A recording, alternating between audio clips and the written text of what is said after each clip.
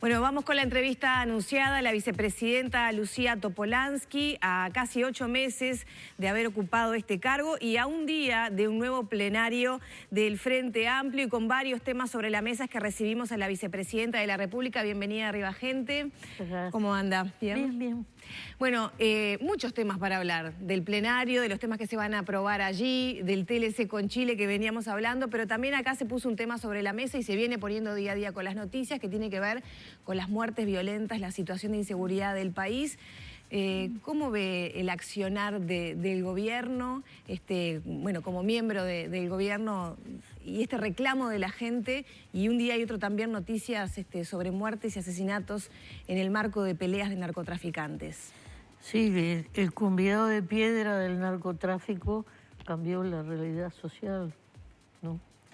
Es decir, cuando ingresa el narcotráfico, cuya consigna es plata o plomo, es la consigna que tiene.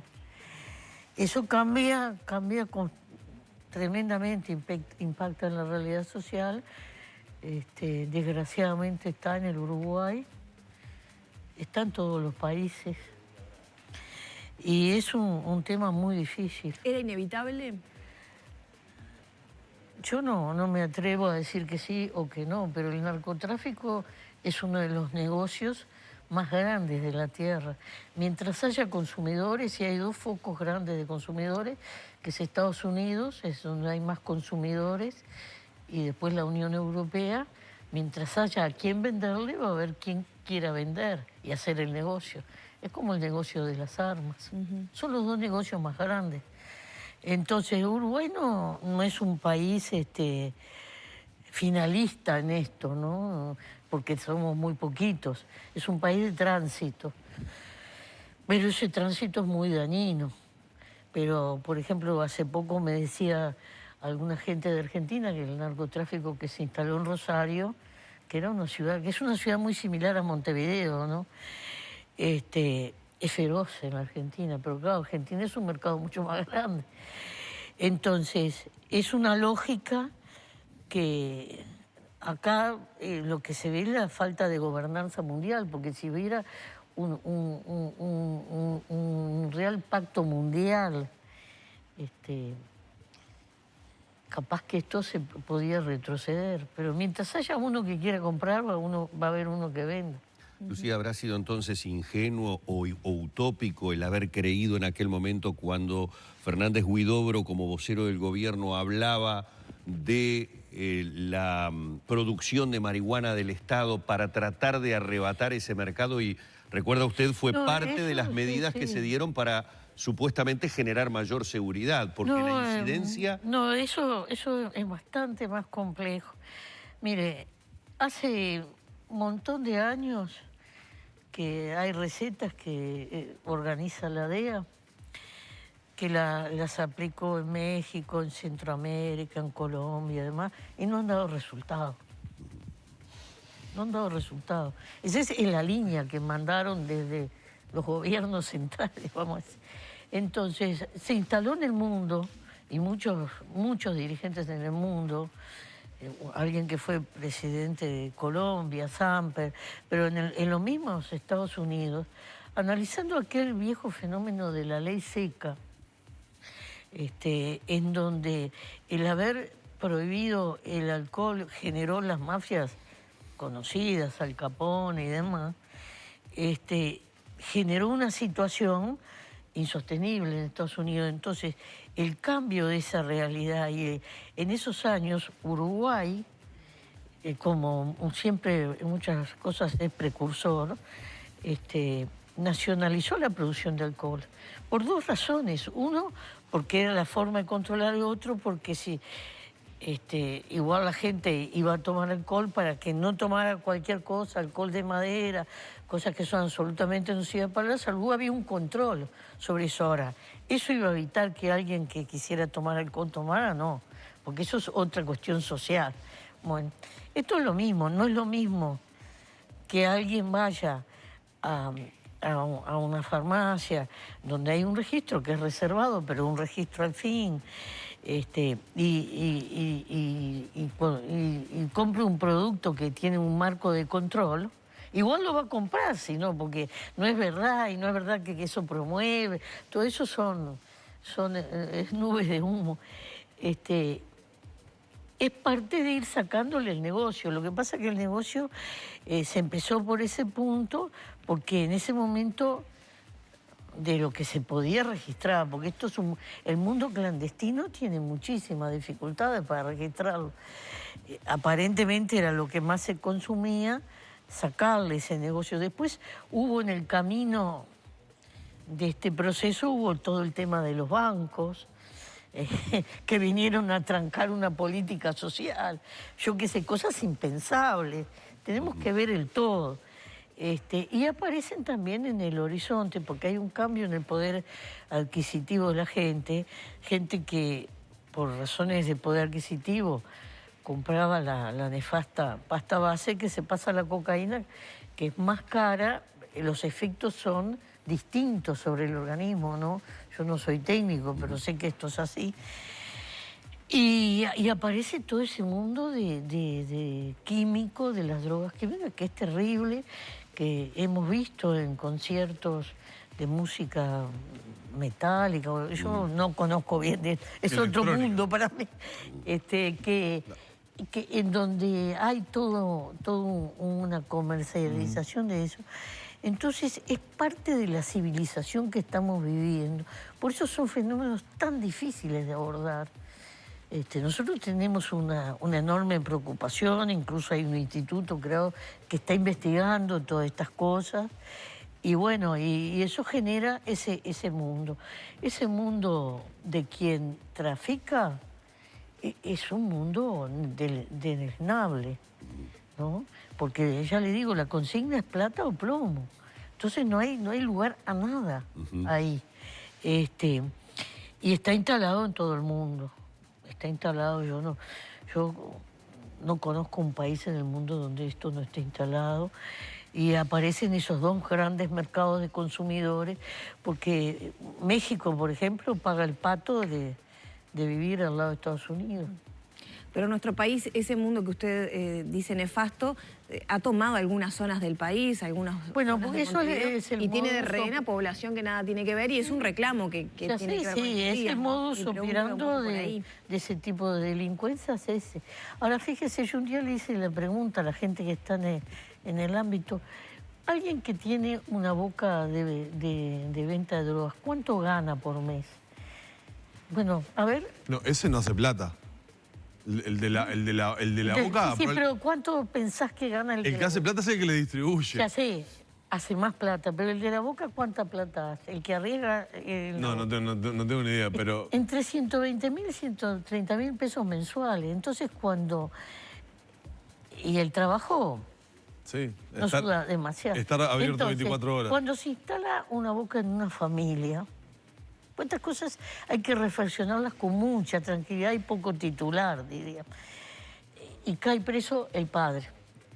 Y la boca se cierra por un tiempo, pero después abre en el costado de lo que sea y es el tío. Claro, es el negocio familiar. Y después son negocios familiares. Ahora, claro, el ingreso de esa familia, que es esa plata, capaz que si va a un trabajo cualquiera no la obtiene. Pero claramente capaz que no. no. Entonces, todas esas cosas en una sociedad consumista y de consumo, donde tanto tienes, tanto vales, es la civilización en la que estamos, es complicado, ¿no? Por eso digo, esto es un problema social muy profundo.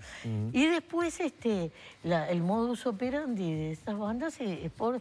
lo que tratan es de adueñarse de territorio, eso lo vemos en todos los países. Sí, lo que se habla es lo hablábamos. Sí, feudalización, ese es el término lo dicen... que ha utilizado el Ministerio, porque es un término técnico que se utiliza. Entonces, ¿qué sucede? Por ejemplo, cuando hay un gran operativo, hubo hace poco uno en Casaballe, se llevaron un montón de gente presa, pero aparece una segunda generación. Y el que aparece no tiene el peso en ese mundo delictivo que tenía el otro que se fue preso y se impone a plomo. En el medio, por supuesto que hay ciudadanos, pero estamos hablando de cosas que son dificilísimas de controlar y que se ha hecho hasta donde se ha podido en el acierto o en el error, pues no es que se ha estado de brazos cruzados. Entonces, es como el tema de las cámaras de vigilancia. Cuando se desplegaron las cámaras de vigilancia en la Ciudad Vieja, que hoy por hoy andás a las 3 de la mañana por la Ciudad Vieja, no pasa nada. ¿Qué hicieron los chorros? La lógica, se corrieron para el costado.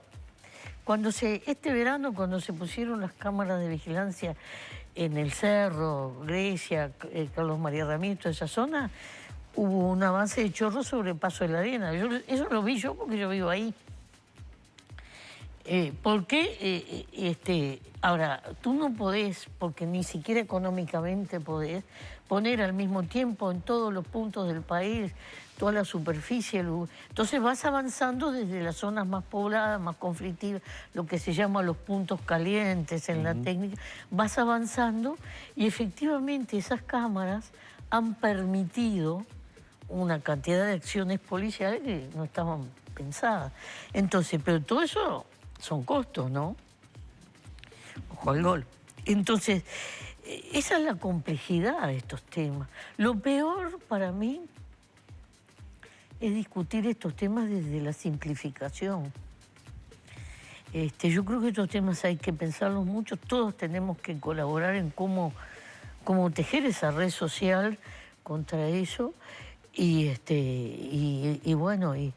somos un pequeño país en un mundo que no dominamos, ¿no?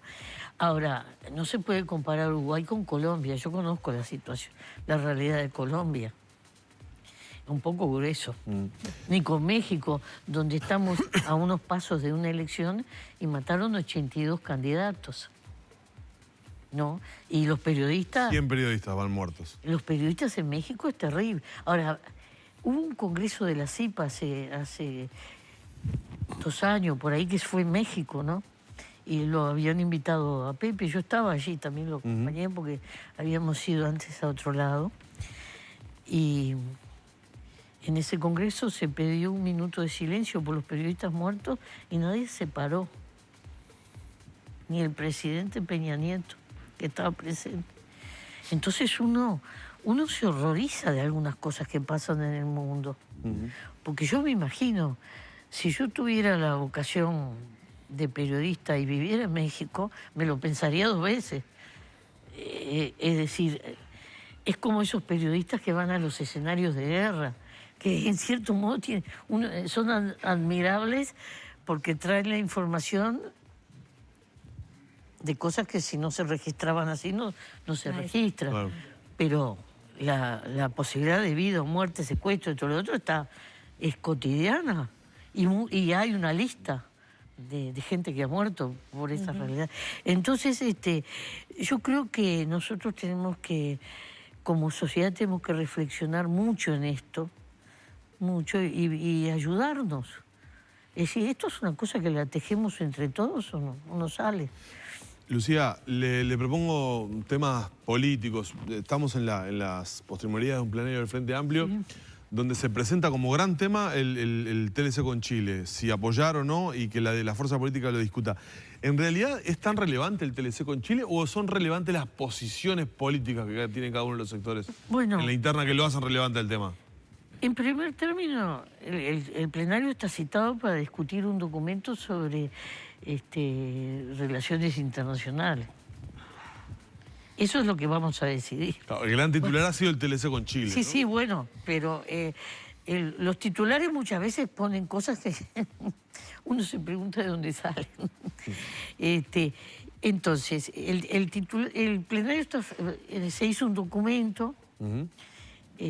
Nosotros, como partido político, como todos los partidos políticos, cuando vamos a las elecciones, presentamos un programa de gobierno. Todos los programas de gobierno de todos los partidos tienen un espacio de relaciones internacionales. En el programa del Frente, el que nos rige en este momento, el que presentamos a la ciudadanía en la última elección, son unas pocas páginas y en realidad son muy genéricas. Entonces, había cosas que no estaban tratadas ahí. Y cuando aparecen hechos concretos de la realidad, distintas visiones sobre distintos temas, bueno, en realidad no es que el canciller o el gobierno hayan incumplido el programa porque no había nada escrito de eso. Eso es lo primero que hay que dejar claro. Entonces se formó una comisión que elaboró un documento para ver cómo debería negociar Uruguay, que es un país pequeño, tomador de precios, que vende un porcentaje enorme de lo que produce porque el mercado interno es pequeño. Es decir, por ejemplo, nosotros producimos arroz de muy buena calidad, pero nos comemos entre el 10 y el 15% y todo lo demás es de exportación. Es decir, que para nosotros el tener mercados en el arroz, en la carne, en los lácteos, en la soja, en todo, es crucial. Es decir, para la obtención de divisas y funcionamiento del país, ¿no?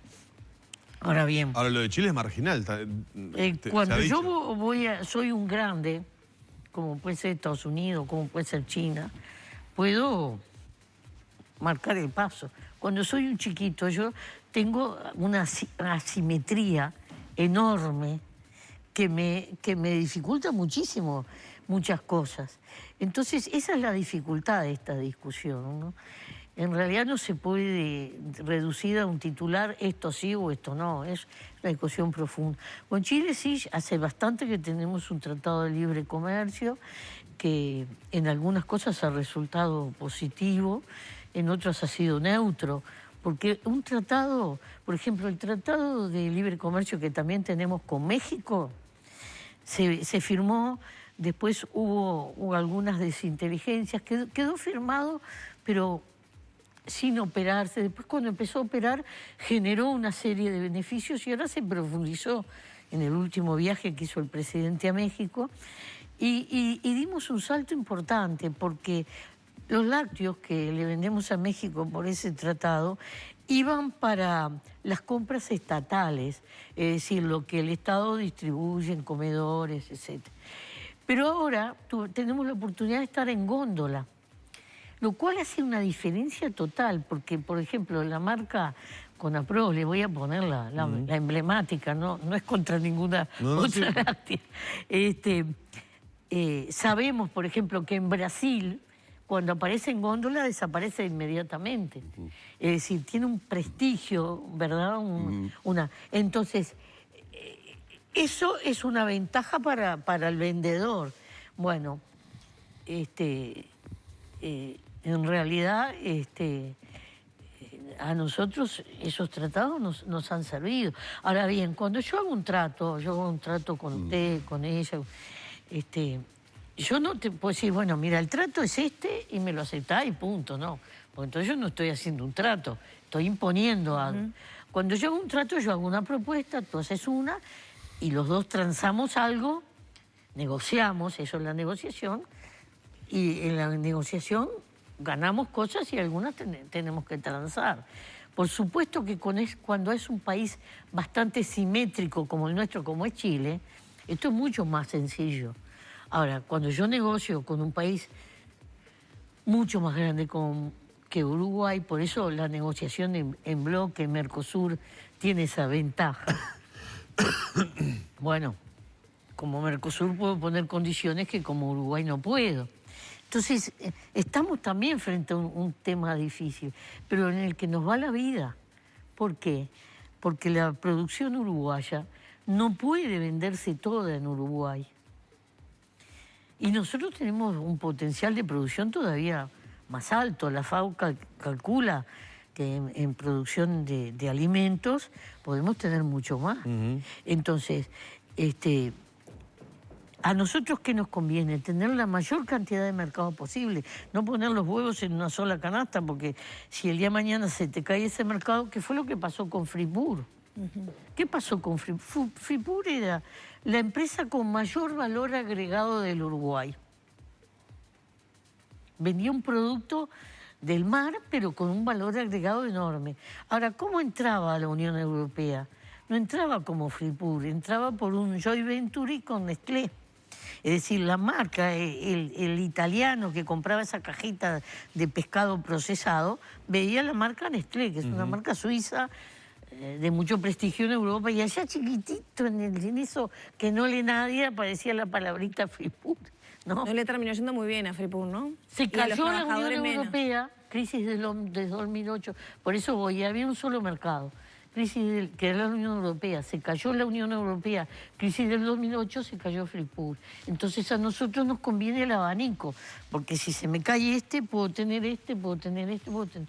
Y el poder negociar, abrir, por ejemplo, el haber abierto ahora Japón para la carne, además el mercado que abriste no solo es un mercado más que te sirve para esa negociación, sino tenés que tratar de abrir los mercados que te paguen más. Es otra condición, porque eso va en toda la cadena y finalmente va en el empleo. Acá nos estamos jugando parte del empleo uruguayo. ¿El MVP acompaña entonces el...? Nosotros vamos a apoyar al gobierno. Somos este gobierno, nos sentimos parte, lo propusimos al gobierno, tuvimos la suerte que la gente nos respaldó y lo vamos a apoyar a nuestro gobierno. Pero la discusión no está en el sí o en el no, por eso yo digo dígalo. Está en la discusión de ese documento, que es lo que se va a aprobar, que es un documento de rumbo, donde, bueno, se recomienda y está bien negociar lo que se llama con listas positivas sobre listas negativas, que es para el televidente. Yo puedo negociar y decir, bueno, voy a negociar sobre estos 5 productos, eso es una lista positiva, o voy a negociar sobre algunos productos, pero no digo nada del resto y quedan implícitamente adentro y puede haber sectores que yo no desarrollé y que queden atados. Es decir, para simplificarlo de la forma más infame, digo, porque esto es un problema complejo, pero para que la gente entienda de lo que hablamos, ¿no? Entonces, Chile tiene algunas cosas que son complementarias con nosotros y otras que somos competidores, ¿no? Podemos ser competidores, pero, por ejemplo, Chile tiene un enorme desarrollo de la acuicultura y de todo lo que es el tema del procesamiento y de la producción de peces. Nosotros tenemos una ley, prácticamente tenemos los esturiones en el Río Negro y no han prosperado otras formas de agricultura y cada vez tenemos más mar porque nos dieron una plataforma más grande. Más grande, bueno. En el Uruguay hoy hay una sola ingeniera en acuicultura que se formó en Chile. Un solo recurso humano, técnico diríamos. Después hay gente que sabe, pero producto de otras cosas.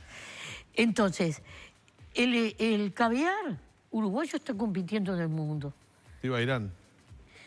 Ha ido a los países que son los emblemáticos, Rusia, Irán. Entonces, nosotros tenemos ahí una posibilidad de acuerdos con Chile. Estoy poniendo un ejemplo nada más. Capaz que en otra cosa, para el sector vitivinícola, porque los vinos chilenos pasa lo mismo que con los mendocinos, ¿no? Son excelentes, bueno, le exigirá más a la bodega uruguaya. Sin embargo, la bodega uruguaya en este momento le está vendiendo a China también vino, que en este momento se está transformando, ayer escuchaba estas noticias, en el mayor consumidor del mundo de vino. Entonces, por eso es difícil este tema, ¿no? Lucía, nos quedaron un montón de temas, se nos fue volando el tiempo. A mí me quedó por preguntarle por lo de Sergio Israel ayer, que todos hablábamos del libro Tabaré Vázquez, compañero del poder, que dijo que Mujica le dejó el gobierno en peores condiciones a Valle. Discúlpeme, Le tenía para esos libros preguntar no los leo. ¿Qué le parecía Tengo 73 años, quiero vivir feliz. De las novedades de que el doctor Sanguinetti estudia la posibilidad de encabezar una lista al Senado? Digo esto porque Mujica dijo que se tiraba si Sanguinetti se tiraba, ¿se acuerda de eso? Sanguinetti es un político habilísimo, yo lo respeto como político, aunque pueda pensar distinto. Yo estuve en el Senado cuando él estaba en el Senado. Sí, es cierto. ¿No? Y es un excelente orador, Sanguinetti, pero él intervenía fundamentalmente en temas relacionados a la educación y la cultura en el Senado, en ese periodo, ¿no? Ahora, a todos los expresidentes que han estado en el Senado, y esto lo digo por Sanguinetti, por la calle y por Pepe, el Senado no lo soportan en un momento dado. Ustedes observen si esto no es verdad, ¿no? Yo lo vi a los tres aburrirse, porque es natural que esto pase. Porque en la vida hay ciertas lógicas. Algo que le debe pasar a Mariano en la Junta Departamental. Claro, sí. Pero muchas veces en política, los partidos políticos le exigen a su gente, porque es gente prestigiosa, le exigen determinados sacrificios, vamos a decir así. ¿Es cierto eso, que usted es la que no deja a Mujica candidatarse? Yo estoy en esa negativa absoluta. Pero entonces es usted la que no lo deja. Ya lo dije en todos los idiomas. Pero si lo vienen a buscar como la tabla de salvación, ¿te dice que no? Yo, si tengo que definir yo que no soy reina de nada, digo no. Desgraciadamente yo no soy reina de nada, pero yo digo no. Porque por dos o tres razones fuertes. En primer término, la política es como una especie de juego de postas. Yo siempre le tengo que estar pasando la causa, las ideas, a alguien que tengo que tener atrás, porque si no, se me cae. Una causa no se resuelve en una legislatura. No. Entonces, si yo no pongo al ruedo pingos nuevos, nunca voy a tener otros pingos. Y los pingos nuevos en Uruguay, estamos hablando de los cincuentones. Ojo al gol, ¿eh? ¿Para qué tiene contra los cincuentones? No tengo nada que acabamos de considerar. No aparece un Macron ni por las dudas. Estamos hablando de eso. Una juventud añeja. Yo digo porque vemos a Macron y a otros individuos por el mundo. Entonces, a la gente hay que darle y generarle la oportunidad. Es decir, eso es la vida de los partidos también, ¿no? Esa es una causa muy de fondo que yo la pienso, y además porque creo que hay gente capaz en el Frente Amplio. Y después es más cómodo ir a apostar a la fija, es más cómodo. Yo no digo que no, porque si uno mira las encuestas y ve determinados numeritos, bueno, dice, está la fija. Rompe los ojos. Claro, entonces, ahora bien, después está el ser humano, ¿no? Ahora el 20 de mayo Pepe cumple 83 años, que no son dos. Y bueno, si bien gracias a la medicina vivimos muchos más años más, uno tiene cierto derecho de... Él no va a dejar nunca de hacer política, pero una cosa es hacer política y otra ostentar un cargo, y más un cargo de esa responsabilidad. Con una persona que como es Pepe, que cuando entra en una responsabilidad se fanatiza, se olvida el horario de esto, del otro, de todo. Entonces, uno piensa en la vida también, en los derechos que... yo, por lo menos, por ahí tengo mi oposición y milito para esto, ¿Es no o el divorcio? ¿Ganaré o perderé? No lo sé. Pero está militando. Porque no tengo la bola de cristal. Pero todos los días cuando tomamos mate... Lo va trabajando. Lucía, muchísimas gracias. Bueno, gracias a usted. La vicepresidenta de la República en la mañana de Arriba Gente.